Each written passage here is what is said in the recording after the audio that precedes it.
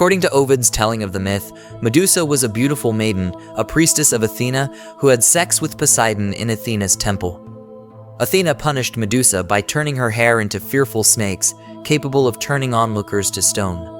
Eventually, Medusa was beheaded whilst pregnant, carrying Poseidon's offspring, Pegasus and Chrysaor, by Perseus, who took her head and continued to use it as a weapon, turning enemies who looked upon it to stone until he eventually returned the head to Athena and went on to marry the princess Andromeda, who just so happened to be the most beautiful woman in the world at that time.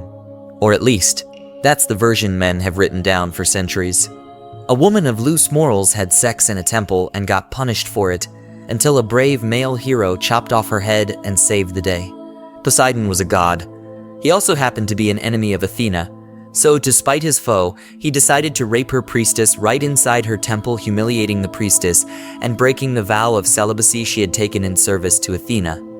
The gods took their lovers as life partners, and that's how Medusa came to be Poseidon's wife. Medusa wasn't charmed and in love, she was deceived, raped, claimed. Medusa prayed to Athena after her rape, begging for forgiveness, guidance, mercy on her broken vow of celibacy. Now, Athena was very much a goddess in a god's club at this point. But Athena couldn't blame her priestess Medusa for being raped by her god enemy Poseidon. So, Athena protected Medusa at all costs. Instead of punishing Medusa with a head of snakes that could turn men to stone, Athena protected her. Athena blessed Medusa with the ability to defend herself and her daughters from men, so she would never be hurt again. But to the male gods around Athena, this was punishment enough.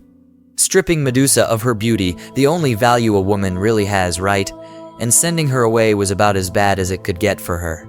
Enter Perseus, our brave hero of the hour, who traveled as many before him had attempted to the island where Medusa was staying. Not harming anyone, not causing horror, and beheaded the monster. He even kept her lifeless head to use as a weapon after her death. For her beauty, her virtue, and her kindness, Medusa was raped. For her ability to defend herself, Medusa was murdered. Medusa's story is the same dichotomy that travels through art, literature, the tabloids, and the news to this day. A woman can either be beautiful, virtuous, passive, kind, so that they can pacify the male gaze and be well-behaved in the eyes of patriarchal society. Or she can be assertive, able to defend herself, not pandering to the male gaze ideals, in which case they are dangerous, the downfall of men, and something to fear. If you look at women's shelters and safe houses even today, you'll see Medusa's head above the door. Because Medusa wasn't a monster. Medusa was a woman who was the victim of men who protected herself and her daughters.